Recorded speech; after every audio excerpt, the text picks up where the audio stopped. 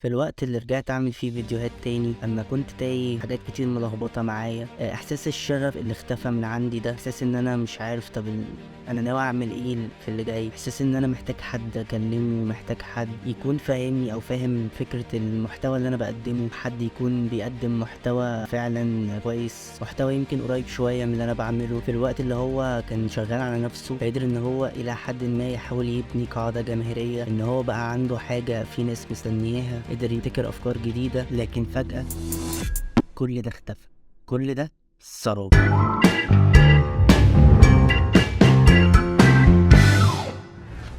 فتحي بقى شاب ما يختلفش حاجة عني، بدأ يصنع محتوى قريب شوية من اللي أنا بعمله، حسيت إن هو برضه بيمر بنفس اللي أنا مريت بيه من حيث تأخير ثم تراخي ثم سكوت تام. أنا معايا في البودكاست ده فتحي إبراهيم، وإزيك يا فتحي؟ الحمد لله تمام. ازيك يا زيكو؟ والله يا فتحي الدنيا زي الفل. انا مش مصدق ان انا يعني رجعت تاني اهو بعمل فيديو او ممكن حد يكون بيسمعه دلوقتي، ممكن يبقى حد مبسوط ان انا يبقى اعمل حاجه زي كده. بص، هو القعدة دي اتكررت قبل كده، اتعملت قبل كده ايوه منك سنتين، فاهم؟ وللاسف رسيت على حاجات سلبيه، يعني ما رسيتش على حاجه يعتبر. والله يا جدعان انا كان في تشانل كان اسمها ايه، بتاعت كراويه اه، كان اسمها ايه؟ دي حكايه طويله، دي تبقى تتحكي في حاجه تانية، يعني قصه الكفاح.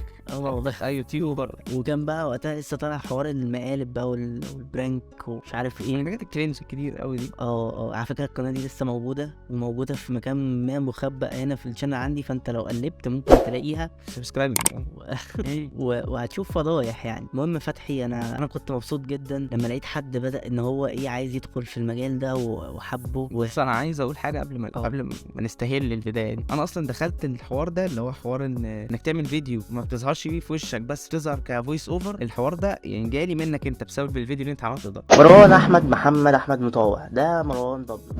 وغير كده قبله كذا فيديو، اللي هو مثلا اول فيديو خالص انت نزلته، الصراحه كنت بحبه فشخ بجد والله، مش تطبيل، كنت بحبه جدا لدرجه ان انا حاولت اكتر من مره ان انا اعمل زيه. عارف ان هو الحقد الحلو انت، لا انا عايز اعمل زي زيكا، فاهم؟ هو السبب في الضياع اللي احنا فيه ده دلوقتي هو حاجه واحده، الفيديو اللي ضرب عندك.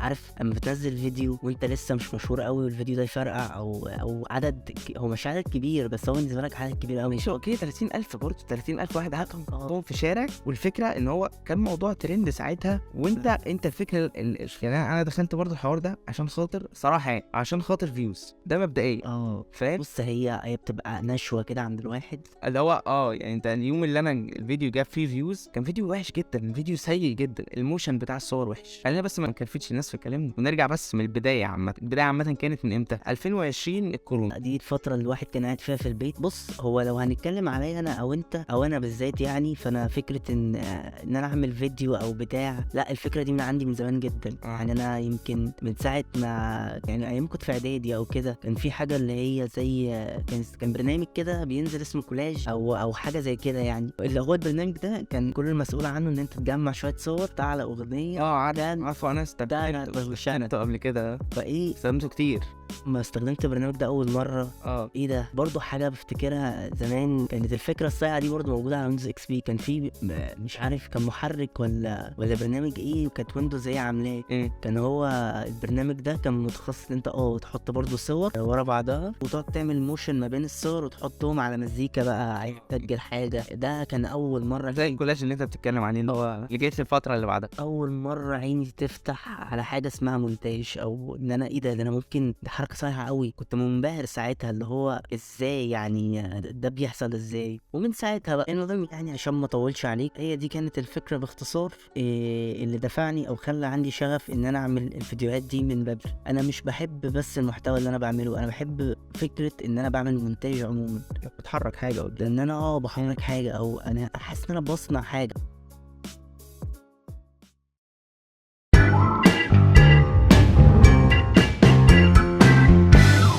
بص، هي دي الحته اللي هنوصلها في الاخر، اللي اصلا بترجعك تعمل فيديو تاني بالظبط، اللي هي حته انك اشتقت اصلا لتحريك الماوس مثلا على الايمج اللي بتحركها على الفيديو، فاهم؟ انت بتطلعها من الخفا، بتزود السكيل، بتقلل السكيل. بس مش قصتنا، احنا بنتكلم في البدايه اصلا كانت زي ما قلت لك، حبيت فيديو زيجا جدا.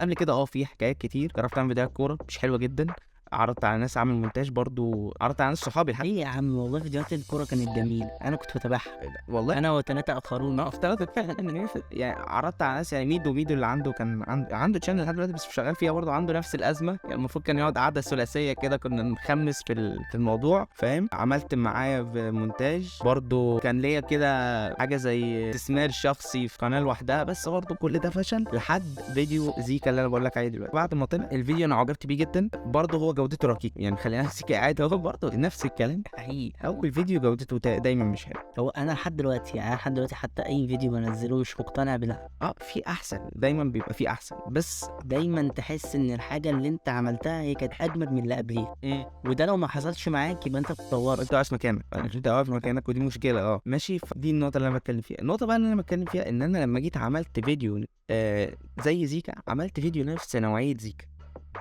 وانا على ما اعتقد ان زيكا ما كانش حابب النوعيه دي من الفيديوهات. هي دي حاجه.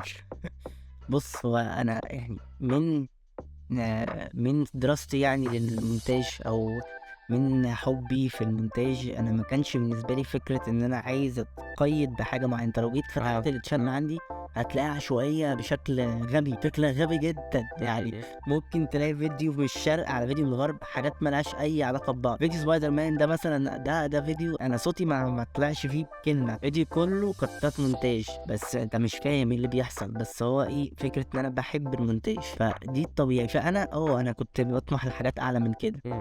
نفسي اللي هو اوصل مرحله ان انا اعمل فيلم، اعمل مسلسل، اعمل فيديو بروفيشنال يبقى شكله يليق بمدى حبي للحاجه اللي انا بعملها. انا عن نفسي نفسي اخش في تعاون معاك على فكره على الحوار ده. انا اصلا عايز بعد ما اخلص جامعتي ادرس اخراج، فاهم. فعايز انا دماغي في الحاجه دي. فلما عملت حاجه زي حاجه زيكا دي اتربطت بيها ب 100 عقده يعتبر، لاني عملت منها فيديو واثنين ثلاثة وأربعة، وده كان غلط مني. فلما جيت وقفت، هترجع في محتوى تاني أنت بتحبه، الناس مش هتحبه. الناس أصلا الفان بيز اللي كانت عندك حتى لو 2000 مش هم دول اللي هيتفرجوا على الفيديو اللي أنت عايزه. بتنام بتصحى وأنت بتعمل فيديوهات من أنت مش حاببها، مثلا بتنام بتصحى، فاهم. أنت عايز تعمل فيديو النهارده بس مفيش، انت مالكش دماغ، او حتى انت مش حابب الموضوع اللي انت بتتكلم فيه. هتكره صوتك وانت بتمنتج، هتكره الفيديو بعد ما تعمله، ممكن تحرقه، ممكن تمسحه بعد ما تنزله. انا دلوقتي اكونت التيك توك عندي وشانل اليوتيوب، كل الفيديوهات القديمه عندي كلها برايفت، ما عدا الفيديو اللي انا لسه منزله. اخر فيديو لسه منزله هو ده الموجود، بس الفيديو ده جامد قوي يا اسطى برضه، بس في احسن. يعني انت بتقول اهو، لا بس في احسن، فاهم. انا لما جيت سميت الشانل بتاعتي فتحي فيجوال بلاتفورم، انا عايزها فعلا بحيث ان الناس تربطها بالعين اكتر ما تربطها بمحتوى، فاهم حاجه. تربطها بمونتاج، تربطها بتصوير، تربطها في الاخر بقى بتيجي تربطها بمواضيعها المختلفه اللي بتتكلم فيها، فاهم. فهي دي النقطه اللي بنتكلم فيها كمعاناتك كصاحب محتوى، اللي هو انت ممكن تركب الموج، ممكن تركبه 1000 مره، بس انت مش هتحب ده.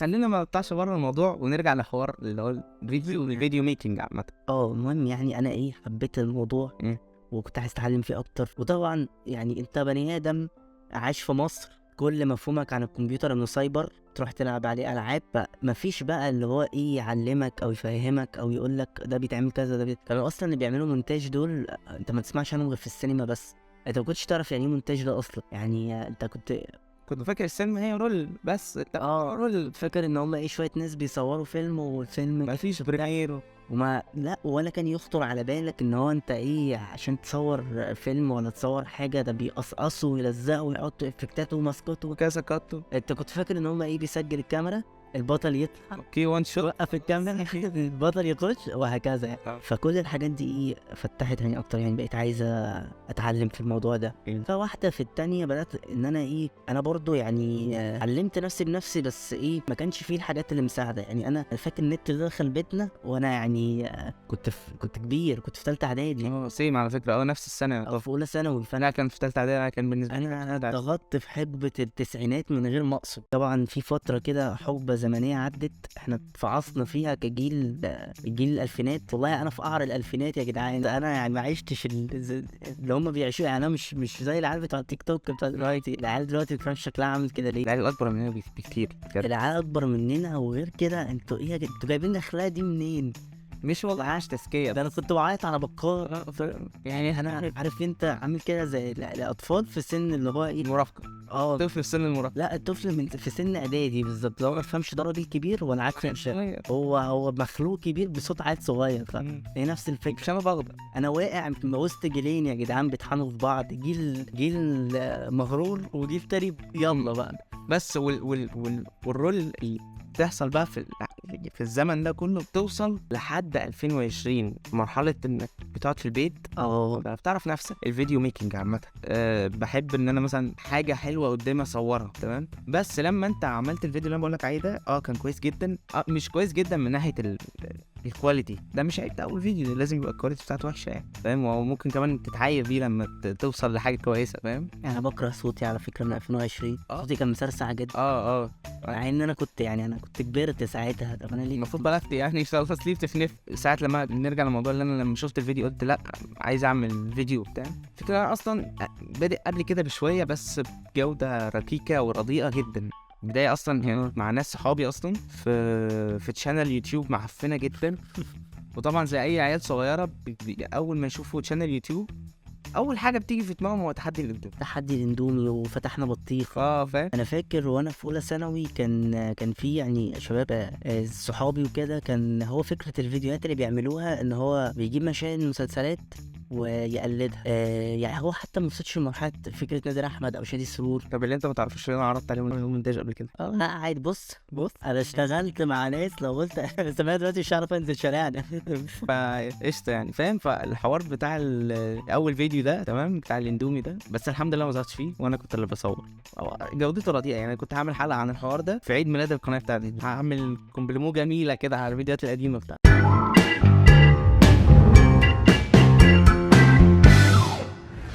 كان فترة ثانوية عامة. أنا فاكر إن أنا نزلت ستوري ساعتها إن أنا هوقف خالص أي حاجة ليها علاقة بالفيديوهات أو كده علشان أركز في المذاكرة بقى والدراسة والحاجات دي. فاللي حصل إن أنا كان عندي كمية حماس اللي هو بعد ما أخلص ثانوية عامة وكده فاجر شوية بس بقى كمية الفيديوهات، لا ده أنا هبقى فاضي، ده أنا هقعد أعمل. بس للأسف الفترة دي بتبقى دسمة قوي عن واحد، يعني بتبقى مليانة أحداث ومليانة حاجات وأنت بتبقى لسه صغير ومشاعرك لسه فياضك، فبتتعاطف مع أي حاجة. في حاجات كتير في شخصيتك بتنضج وفي حاجات كتير في شخصيتك بتتهد وبتتكسر، بيظهر لك وجهات نظر مختلفة. فكل الحاجات دي والضغط ده أدى إن أنا خلاص يعني أنا كنت قربت أنسى يعني إيه شغف أصلا أو يعني إيه فيديوهات. ده كان بالنسبة لي أنا بالنسبة لي في فترة ثانوية عامة نفس الحوار. أنا عملت فيديوهات في ثانوية عامة، كنت مهتم بنفسي جدا في ثانوية عامة. عامة أنت كواحد بتعمل فيديوهات أنت حالتك النفسية مهمة جدا، فاهم. دي حاجة هتخليك جامد جدا في إنك تبقى ذهنيا كويس حاضر في الفيديوهات، فاهم. وصلت برضو لآخر كام شهر أنت لو بتذاكر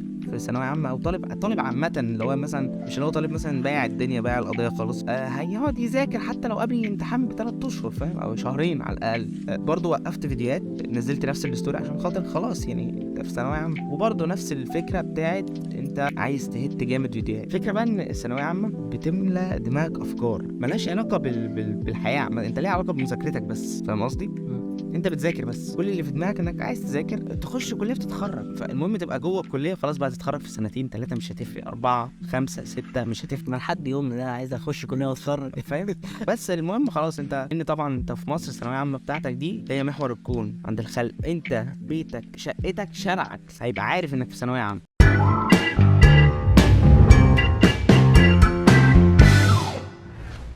خلصت ثانوية عامة عايز ارجع اعمل فيديوهات، بتاخد طبعا راحة سلبية من الامتحانات والضغط من السنة الكاملة اللي انت ذاكرتها. الراحة السلبية دي بتقلب عليك بتفكير غريب، يعني انت بقى الافكار اللي كانت محجوبة عن دماغك في ثانوية عامة جات لك بعد الثالثة سنة. انا بالنسبة لي حصل معايا كده. بالنسبة لي انا بعد ثالثة ثانوي نقلت في بيت بره المدينة، ماشي، بيت كده زي ما تقول في الارياف، ما كانش فيه انترنت، فانت كنت بتقعد تتامل في الوقت ده. الظروف دي كلها بتقوم افكار على دماغك. انت اصلا لو انت في وسط مدينه او انت بتعمل حاجه مش هتقوم عليك افكار زي مستقبلك، حالتك العاطفيه صفر، انت ما نجحتش في الكارير اللي انت بتحبه اصلا. يعني جات لي اوقات اللي هو انت بتعمل فيديوهات زي الزفت، انت عمرك ما هتبقى، والله يا ابني كنت بكلم نفسي، انت عمرك ما هتبقى اللي انت بتحب تعمله. عمرك يعني فكره ان انا اوصل للفيديو اللي اقول هو ده الفيديو اللي انا بحبه، كان في حاجه في دماغي بتقول لي انت عمرك ما هتوصل لها اصلا، معلش بس انت عمرك ما هتوصل لها كامكانيات كانت شخصيه اصلا. وصلت لمرحله مش قابل نفسي يعني لحد دلوقتي. انا مخلص ثانويه عامه من 2021 في 2023 وانا لسه راجع الفيديو اللي قبل اللي فات، لسه ده واحده بحاول اراضي دماغي. رجعت مره ما عجبتنيش والله اقف تاني محلك سر، فاهم؟ بترجع لنقطه الصفر كل مره. ما بعد ثانويه عامه ده شيء سيء. يا ريت لو انت في ثانويه عامه دلوقتي تتجنبه، يعني يا ريت لو انت في ثانويه عامه ما تقولش انا هاخد استراحه محارب بعد ثانويه عامه عشان خاطر انا تعبت. لا، لو انت بتعمل حاجه دوس فيها، ما تستسلمش لافكار دماغك لانها والله بجد اسوأ عدو ليك. لسه يعني فترة أصلا بعد ثانوية عامة وبعد النتيجة وفترة الحاجات دي، يمكن أنا تناولت جزء بسيط وليكن 30% منها في الفيديو اللي فات، لكن ما أوفتش كل حاجة حقها، ما أوفتش كمية المشاعر اللي بتكون متضاربة في قلب الواحد وكمية الحاجات الغلط والعك اللي بيحصل. وطبعا انت لو شاب زيي ودلوقتي انت في الفترة دي هتبقى فاهم انت بتدور بايه، او ممكن تبقى السكينه سرقاك اصلا ومش حاسس، انت لسه مش انت هتبقى في رفمه يعني يعتبر، بس هتتفزق في الاخر لان انت عارف الدنيا من حواليك ماشيه ازاي لو انت واعي، بس جوه دماغك في شخبطه، انت مش عارف هتطلع ايه، مش عارف هتنظم حياتك ازاي بعد الجامعه. هتتفاجئ في الاخر. انما انت دلوقتي عايش الواقع ده بس مش عارف تعيشه، دي مشكله يعني، دي مشكله كبيره. انت مش عارف هتبقى ايه بعد جامعتك بعد ما تخلصها، مش عارف اصلا انت بتدرس حاجه غير الحاجه اللي انت بتحبها اصلا. يعني انا عن نفسي انا بدرس حاجه غير الحاجه اللي انا بحب اعملها، فاهم؟ فده اللي مضايقني جدا دلوقتي. انا في حكم معرفتي الضئيلة جدا بزون صغيرة جدا، انا عارف شلة شباب يمكن هم من نفس محافظتي، معرفتي بيهم مش كبيرة قوي، بس كلهم حالتهم قريبة من حالتي. اللي هم يوتيوبر صاعد عايز يقدم محتوى بجد، بيتعب فيه وكالعادة ما بيلاقيش اللي هو متوقعه. انت شايف ان قدام اما يعدي الزمن يبقى فيه فعلا ما بين يعني كل منطقة والتانية زي سين كده اليوتيوبرات، او ان هو يبقى فيه المنطقة الفلانية فيها اليوتيوبرات كذا والمنطقة الفلانية فيها اليوتيوبرات كذا؟ وانا بقول الكلام ده من حيث نظرتك لقدام، اللي هو دلوقتي اي حد بقى يقدر يصنع محتوى بسهولة جدا، حتى لو المحتوى ده لا شيء، حتى لو المحتوى ده انك بتقعد تاكل سمك مع عيلتك قدام الكاميرا، حتى لو المحتوى ده اي حاجة يعني اي حاجة غريبة. بص، هو كلامك دلوقتي فيه 3 جزئيات. الجزئية الأولى اللي هو واحد بيعمل محتوى مش بيلاقي تقدير. الحاجة التانية ان ليه مش احنا كلنا مع بعض بدل كلنا هنعمل محتوى حلو نساعد بعض مثلا او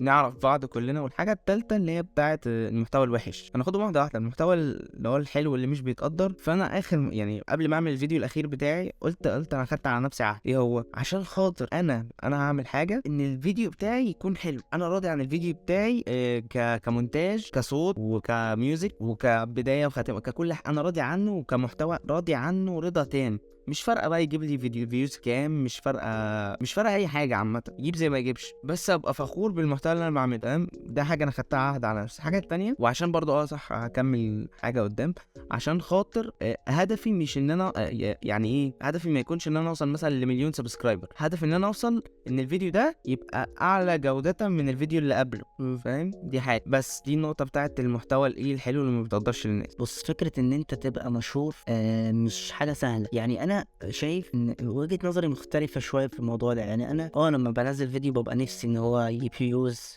فكرة ان انا اقعد اقرا كومنتات حلوة، ان انا الاقي ناس بتشكر في اللي انا بعمله، دي حاجة تبسطني وتبسط اي حد طبيعي، اي حد عمال نشكر فيه حتى لو كومنت او 2. بس فكرة ان انت لو اتشهرت فجأة، ده من وجهة نظري انا دي مش حاجة، مش هقولك بقى مش حاجة صح او حاجة غلط، او دي حاجة ترعب. اللي من ده اللي حصل لي يعني ما ده اللي حصل لي بجد. لا بعيدا يعني تعالى افتح كده سكرول على التيك توك دلوقتي وشوف الشخصيات اللي طالعة فجأة. يعني كان في شخصية بتعمل الكاركتر بتاعها ان هو بلطجي وبتاع، والشخصية دي اتشهرت فجأة. طب هو لما اتشهر فجأة ايه اللي حصل؟ ما حصلش حاجة، هو كمل زي ما هو لحد ما هو ما بقاش مقدر كم الناس اللي بتتفرج عليه، فده وقعه في مصايب اكتر. ابتديت افهم وجهة انت نظري. فاهم؟ يعني كمية البلوجرز ومش عارف اليوتيوبرات وفلان فلاني بيتقبض عليه، وفلان فلاني بيعمل فعل فاضح، كل ده من ايه؟ كل ده انك اتشهرت فجأة. ان دي طبيعة شخصيتك، دي طبيعة كلامك مع اصحابك في كافيه او على القهوة، ان انت حولت كلامك مع اصحابك ده ان هو بقى كلام عن المشاع، وانت بيتابعك يعني عدد كبير. فدي الحاجات اللي تخليني بقى قلقان ان انا اتشير فجأة. اللي هو انا ما عنديش مشكلة لو قعدت 8 9 10 سنين على ما ابقى بنيت قاعدة جماهيرية فعلا وبقت الناس بتدخل تتفرج عليا وكده، لان انت برضو لما بيتحول صناعة المحتوى عندك لشغل، بعيدا طبعا عن الروتين ده ممكن نتكلم فيه فيما بعد، لكن لما بيتحول مع شغل فهو بيبقى زيه زي اي شغل في الطبيعي. انت لما بتيجي تشتغل حاجة لسه اول مرة تشتغلها، غير لما تقعد فيها سنة، غير لما تقعد فيها سنتين، غير لما تقعد 10 سنين، فتبقى اخدت تشبعت كمية الخبرة منها. يعني انا ما اعتقدش ان انت كمان 10 سنين هتكون بتعمل فيديوهات على يوتيوب، ما اعتقدش اصلا يوتيوب هيكمل كمان 10 سنين. انا مش عارف كمان 10 سنين هتبقى الدنيا عامله ازاي، بس انا شايف لو نمت صحيت بقيت حد مؤثر فدي تبقى مسؤوليه عليا. لكن لما انا اقعد 10 سنين عشان ابقى حد مؤثر، فانا هبقى قد الكلام اللي انا بقوله، او عارف وزن الكلام اللي انا هقوله، عارف مدى خطوره اي كلمه انا ممكن اقولها وحد يسمعها. غير لما انام اصحى الاقي ناس كتير بتتهمني بحاجه. الاقي ناس كتير بتتابعني، واي كلمه بقولها ده تصريح عن كذا، ده تصريح عن كذا. بص انت كنت بتتكلم في حته، انت لو حد مؤثر، او بلاش مؤثر يا سيدي عشان مؤثر دي حسبه تانية خالص. انت لو حد بيتابعوا ناس كتير قوي على يوتيوب وانستجرام فيسبوك وبيتمسك عليه كل كلمه بيقولها، المفروض تبقى واخد بالك من كلامه. انت دلوقتي وانت بتعمل محتوى وانت عندك 500 سبسكرايبر، عندك 2000 سبسكرايبر، عندك 10000 سبسكرايبر، لما انت بتيجي تحضر لفيديو مثلا فكره فيديو جديده، اكتب لها سكريبت. لما تيجي تكتب سكريبت بتعيد السكريبت كذا مره، بتراجعه عشان خاطر تعرف هل في كلام ما ينفعش يتقال اصلا على العلن، او يعني ايه كلام يسمح ان هو يتعرض على منصه زي يوتيوب، او يتربط بيا، يعني يتربط بيا عامه كان ده بيقدم محتوى كذا، فاهم؟ ما يبقاش خارج عن النص يعتبر. بس هو ده اللي انت بتحكي فيه وانا كنت عايز اعقب عليه. انا مبسوط جدا ان انا اخيرا قابلت انا وانت وطلع حاجه يعني بس الحمد لله. يعني ده كان ماضي وفنى، واحنا في ولاد النهارده وكله جديد في جديد، ان شاء الله حاجه بسيطه، دي حاجه حلوه، دي مجرد فرفشه الصراحه. يعني يمكن قلت كل اللي انا كنت محتاج اتكلم فيه، بس وانا ممكن نقفل هنا وبس كده. لو عجبك المحتوى اللي انا بقدمه ما تنساش تدعمني بلايك او سبسكرايب او شير، تخلي اصحابك يسمعوا البودكاست ده. كان معايا فتحي ومبسوط جدا ان هو كان معايا، وبس. سلام.